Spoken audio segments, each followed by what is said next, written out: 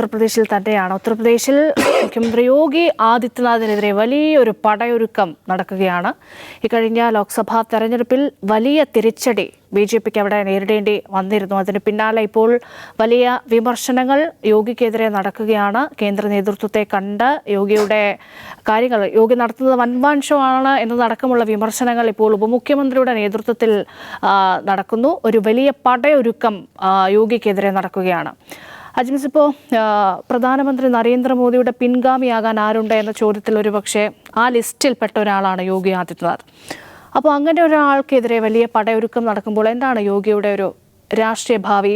ഈ പടയൊരുക്കം കൊണ്ട് കേന്ദ്ര നേതൃത്വത്തിൻ്റെ അടുത്തേക്ക് പോയാൽ പ്രത്യേകിച്ച് എന്തെങ്കിലും രക്ഷയുണ്ടോ? കാരണം കേന്ദ്ര നേതൃത്വത്തിന് എപ്പോഴും പ്രിയപ്പെട്ട ആൾ തന്നെയാണ് യോഗി എല്ലാ കാലത്തും. അല്ല, യോഗി ആദിത്യനാഥിനെ BJPക്ക് ഇഷ്ടമല്ലാണ്ടായി. അദ്ദേഹം ഇപ്പോൾ അരവിന്ദ് കെജ്രിവാൾ ഇലക്ഷൻ മുമ്പ് പറഞ്ഞല്ലോ, മോദി വീണ്ടും അധികാരത്തിൽ വന്നു കഴിഞ്ഞാൽ യോഗിയെ രാജിവെപ്പിക്കും എന്ന് പറഞ്ഞല്ലോ. അപ്പോൾ യോഗി എന്തോ BJPക്ക് ഇഷ്ടമല്ല, RSSന് ഇഷ്ടമല്ല എന്നൊരു തോന്നലാണ്, പുതിയൊരു പെർസെപ്ഷനാണുള്ളത്. ഇപ്പോൾ യോഗി അടുത്ത പ്രധാനമന്ത്രിയാവുന്നു ഇപ്പോൾ രേഷ്മ പറഞ്ഞല്ലോ. അങ്ങനെയാണ് അത് എന്തുകൊണ്ടാണ് അങ്ങനെ വരുന്നത്? ഇപ്പോൾ UP യിൽ 2 വട്ടം അദ്ദേഹം ജയിച്ചു, അതുകൊണ്ടാണോ അങ്ങനെ വരുന്നത് പ്രധാനമന്ത്രി? അപ്പോൾ അങ്ങനെയാണെങ്കിൽ ശിവരാജ് സിംഗ് ചൗഹാനാണ് പ്രധാനമന്ത്രിയാവേണ്ടത്. അപ്പോൾ യോഗിയുടെ ഒരു എന്താണ് USP, യൂണിക് സെല്ലിംഗ് പോയിന്റ് എന്ന് പറഞ്ഞാൽ വേറെ ഒന്നാണ്. അപ്പോൾ അത് അദ്ദേഹം UP യിൽ നന്നായിട്ട് നടപ്പാക്കി. അതിന് BJPക്ക് അവിടെ വലിയ ടേൺ ഔട്ട് ഉണ്ടായി. അവർക്ക് ഒരുപാട് 2 പ്രാവശ്യം ജയിക്കാനൊക്കെ പറ്റി. അപ്പോൾ ഇത്തവണ ലോക്സഭാ തെരഞ്ഞെടുപ്പിൽ ഏറ്റ തിരിച്ചടിയുടെ കാരണമായി BJPയുടെ ഒരു ഇൻറ്റേർണൽ കമ്മിറ്റി അന്വേഷിച്ചു അവിടെ എന്താണ് യഥാർത്ഥത്തിൽ സംഭവിച്ചത്. സ്വാഭാവികമായിട്ടും OBC ദളിത് വോട്ടുകൾ വലിയ തോതിൽ ഇടിവുണ്ടായി. അത് സമാജ്വാദി പാർട്ടിയിലേക്ക് പോയി. അതൊരു കാരണമാണ്. മറ്റൊരു കാരണമായി കണ്ടെത്തിയത് ഈ അഡ്മിനിസ്ട്രേഷൻ്റെ ഭാഗത്തു നിന്നുള്ള ധാർഷ്ട്യമാണ്. അത് യോഗിയുടെ നേർക്കുനേരെ വിമർശിക്കുന്നൊരു കാര്യമാണ്. മറ്റൊന്ന്, BJP കേഡേഴ്സിന് സർക്കാരിനോട് വിരക്തിയുണ്ട്. അതിന് പല കാരണങ്ങളുണ്ട്. ഒന്ന്, BJP നടപ്പാക്കി വരുന്ന നയങ്ങളുടെ ഭാഗമായി ജനങ്ങൾക്കുണ്ടാകുന്ന ബുദ്ധിമുട്ടുകൾ, ആ ബുദ്ധിമുട്ടുകൾ നേർക്കുനേരെ അറിയുന്ന BJPയുടെ കേഡേഴ്സാണല്ലോ. അതുകൊണ്ട് സർക്കാർ നയങ്ങളോടുള്ള BJP കേഡേഴ്സിൻ്റെ നീരസം, ആ നീരസം കൂടി ഈ തെരഞ്ഞെടുപ്പിൽ പ്രതിഫലിച്ചു എന്നാണ് BJP കണ്ടെത്തുന്നത്. അപ്പോൾ ഇങ്ങനെ കണ്ടെത്തുമ്പോൾ പോലും യോഗിയെ ഇനി മാറ്റിക്കളയാം, യോഗിയെ മാറ്റി വേറെ ആളെ വയ്ക്കാം എന്ന് BJP ചിന്തിക്കുന്നില്ല എന്നാണ് ഞാൻ മനസ്സിലാകുന്നത്. പിന്നെ മറ്റൊരു കാര്യം, ഇപ്പോൾ കേശവ് പ്രസാദ് മൗര്യ അവിടുത്തെ ഉപമുഖ്യമന്ത്രിയാണ് ഇപ്പോൾ ഒരു കലാപത്തിന് തുടക്കം കുറിച്ചിട്ടുള്ളത്. അദ്ദേഹം ആ കലാപത്തിന് തുടക്കം കുറിക്കാനുള്ള അത് അദ്ദേഹത്തിൻ്റെ പൊളിറ്റിക്കൽ ഗെയിനിന് വേണ്ടിയും അതുപോലെ BJPയുടെ അവിടുത്തെ സ്റ്റേറ്റ് യൂണിറ്റ്, അതായത് സംസ്ഥാന ഘടകത്തിൻ്റെ അസംതൃപ്തി കൂടി അദ്ദേഹം ക്യാരി ചെയ്ത് കേന്ദ്ര നേതൃത്വത്തെ അറിയിക്കുന്നതാണ്. കേശവ് പ്രസാദ് മൗര്യയെ സംബന്ധിച്ച് അദ്ദേഹം ഒരു OBC ലീഡറാണ്.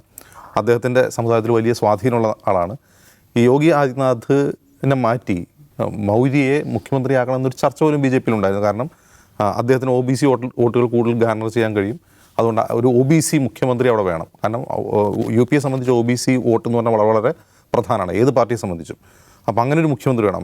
അദ്ദേഹം ഠാക്കൂർ വംശജനാണ് യോഗി ആദിത്യനാഥ്. അപ്പോൾ ഇദ്ദേഹം വരണം, ഇത് ഒരു OBC മുഖ്യമന്ത്രി വേണമെന്നുള്ളൊരു ടോക്ക് ഉണ്ടായിരുന്നു.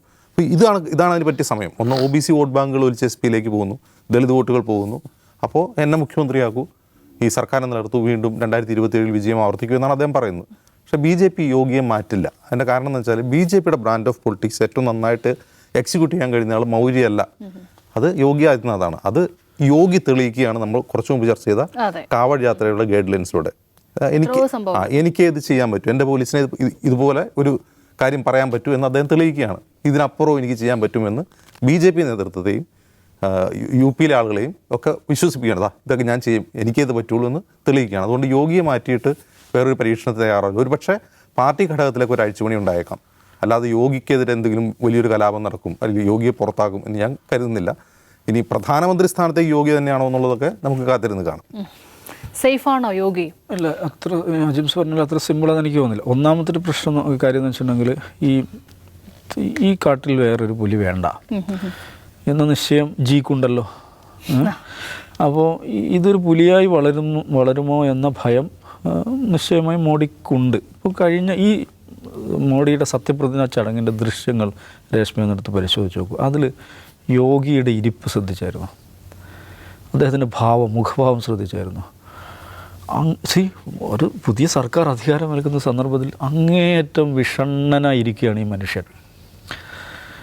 അത് എനിക്ക് തോന്നുന്നു സത്യപ്രതിജ്ഞ കഴിഞ്ഞാൽ എനിക്കിട്ട് എന്ത് പണിയാണ് വെച്ചിരിക്കുന്നത് എന്നതിനെക്കുറിച്ചാണ് അദ്ദേഹം ആലോചിക്കുന്നതെന്നാണ് എനിക്കത് കണ്ടപ്പോൾ തോന്നിയത്. ഇതിൽ നിശ്ചയമായി യു പിയിൽ ഞാൻ ആ ഇലക്ഷൻ നടക്കുന്ന സമയത്ത് നമ്മളത് ചർച്ച ചെയ്തപ്പോൾ പറഞ്ഞിരുന്നു, യു പിയിൽ ഒരു ഗിവൺ ലെവലിനപ്പുറം പോകേണ്ടാവുന്ന നിശ്ചയം ഈ തെരഞ്ഞെടുപ്പിൽ യോഗിക്കുണ്ടായിരുന്നു. അപ്പോൾ അത് എക്സിക്യൂട്ട് ചെയ്യാനുള്ള ശക്തി അദ്ദേഹത്തിനുണ്ട്. കാരണം അദ്ദേഹം ഈ പറയുന്ന പരമ്പരാഗത സംഘ് പരിവാർ ലൈനിലൂടെ വന്ന ആളല്ല. അദ്ദേഹത്തിന് സ്വന്തമായൊരു സംഘടനയുണ്ട്, ഹിന്ദു യുവവാഹിനി എന്ന് പറഞ്ഞിട്ട്. അത് RSS പരിവാർ സംഘടന അല്ല, അദ്ദേഹത്തിൻ്റെ സ്വന്തം സംഘടനയാണ്. ഈ ഖരഗ്പൂർ മഠവുമായി ചേർന്നിട്ടാണ് അദ്ദേഹത്തിൻ്റെ ഒരു വരുന്നത്. അപ്പം ഇദ്ദേഹം ബി ജെ പി ടിക്കറ്റിൽ മത്സരിക്കുകയും വിജയിക്കുകയും ചെയ്തതിന് ശേഷം ചില സീറ്റുകളിൽ BJPക്കെതിരെ ഹിന്ദു യുവവാഹിനികൾ സ്ഥാനാർത്ഥികൾ ഉണ്ടായിട്ടുണ്ട്. അത് നമ്മൾ മനസ്സിലാക്കണം. എന്നാൽ ഏത് സമയവും ഇതിനെ ആക്ടിവേറ്റ് ചെയ്യാൻ പാകത്തിൽ അതവിടെ കിടപ്പുണ്ട്. അദ്ദേഹത്തിൻ്റെതായ ഒരു അനുയായി വൃന്ദം എപ്പോഴും ആക്ടിവേറ്റ് ചെയ്യിക്കാവുന്ന തരത്തിൽ അദ്ദേഹം കൂടെ കൊണ്ട് നടക്കുന്നുണ്ട്. ഈ BJPയുടെ ഒരു സംഘടനാ രീതിയിലൂടെ വന്ന ഒരാളല്ല. അപ്പോൾ ഇന്ത്യയിലെ ഏറ്റവും പോപ്പുലസായ സംസ്ഥാനത്ത് തുടർച്ചയായി 2 തവണ ഗംഭീരമായ ഭൂരിപക്ഷത്തിൽ മുഖ്യമന്ത്രിയാകുന്ന ഒരാൾക്ക്, അതും ഒരു 57 വയസ്സായിട്ട് കൂടെ മനസ്സിലാകും. 57 ഇപ്പോൾ ആയതാണ്. അപ്പോൾ അദ്ദേഹം ആദ്യം മുഖ്യമന്ത്രിയാകുമ്പോൾ 48 വയസ്സ് ഉണ്ടാവും. അപ്പോൾ ഇത്രയും ഇന്ത്യയിലെ ഏറ്റവും വലിയ സംസ്ഥാനം, ഏറ്റവും കൂടുതൽ ജനങ്ങളുടെ സംസ്ഥാനത്ത് തുടർച്ചയായി 2 തവണ മുഖ്യമന്ത്രിയായ, ഗംഭീര ഭൂരിപക്ഷത്തിന് മുഖ്യമന്ത്രിയായ എനിക്കെന്തുകൊണ്ട് ഇന്ദ്രപ്രസ്ഥത്തിൽ ഇരുന്നൂടാ? ഇന്ന് അദ്ദേഹത്തിന് ആഗ്രഹിക്കാൻ ന്യായമുണ്ടല്ലോ. പിന്നെ സംഘടനാപരമായി ഈ കെജ്രിവാൾ പറഞ്ഞാൽ 70 വയസ്സ് ആണല്ലോ ഇവരുടെ ബെഞ്ച് മാർക്ക്. അത് കഴിഞ്ഞിട്ട് എങ്ങനെ പുള്ളിക്കാരൻ അവിടെ ഇരിക്കും എന്ന് അദ്ദേഹത്തിന് ചോദിക്കാമല്ലോ. അപ്പോൾ അങ്ങനെ ചോദിക്കാൻ കെൽപ്പുള്ള, അല്ലെങ്കിൽ ചോദിക്കാൻ അതിന് മാത്രം രാഷ്ട്രീയ ശക്തിയുള്ള ഒരാൾ അത്ര എളുപ്പത്തിൽ വളരേണ്ടതില്ല എന്ന് മോഡിയും അമിത്ഷായും വിചാരിക്കുന്നു എന്ന് തന്നെയാണ് ഞാൻ കരുതുന്നത്. അപ്പം മൗര്യ സ്വന്തം നിലക്കല്ല സംസാരിക്കുന്നത്. മൗര്യ സംസാരിക്കുന്നത് മോഡിക്ക് വേണ്ടിയിട്ടും അമിത്ഷായ്ക്ക് വേണ്ടിയിട്ടുമാണ് ഞാൻ വിചാരിക്കുന്നത്. എന്ന് വെച്ചിട്ട് നാളെ യോഗിയെ മാറ്റുമെന്നെല്ലാം പറയുന്നത്. അടുത്ത തെരഞ്ഞെടുപ്പ് ഉപതെരഞ്ഞെടുപ്പ് വരാനുണ്ടല്ലോ. ഉപതെരഞ്ഞെടുപ്പ് ഏതായാലും അതിൽ മുഴുവൻ തോറ്റാലും ഇതിനെ ബാധിക്കാനൊന്നും പോകുന്നില്ല. അടുത്ത നിയമസഭാ തെരഞ്ഞെടുപ്പാണ് യഥാർത്ഥ കളി നടക്കുക എന്നാണ്. യോഗി തന്നെ മുഖ്യമന്ത്രി സ്ഥാനാർത്ഥിയായി വരും എന്ന് ഞാൻ വിചാരിക്കുന്നില്ല. കാത്തിരിക്കാം. അതാണെങ്കിലും വലിയ ഒരു യുദ്ധം യോഗിക്കെതിരെ അവിടെ നടക്കുന്നുണ്ട് എന്നുള്ളതിൽ നമുക്ക് തർക്കമൊന്നുമില്ല. പക്ഷേ അത് എങ്ങനെ അത് പ്രായോഗികമായി കൊണ്ടുവരും, വലിയ അതിൻ്റെ റിസൾട്ട് എന്താകും എന്നുള്ളത് ഉത്തർപ്രദേശ് രാഷ്ട്രീയത്തെ സംബന്ധിച്ച് വലിയ കൗതുകമുള്ള ഒന്നാണ്. കേന്ദ്ര നേതൃത്വം ഇതിലെന്ത് നിലപാട് സ്വീകരിക്കുന്നു, അതിൽ മന്ത്രിസഭയിൽ അടക്കം ഒരു അഴിച്ചുപണി ഉണ്ടാകുമോ എന്നുള്ളതൊക്കെ നമുക്ക് വരും ദിവസങ്ങളിൽ കാത്തിരുന്ന് തന്നെ കാണാം.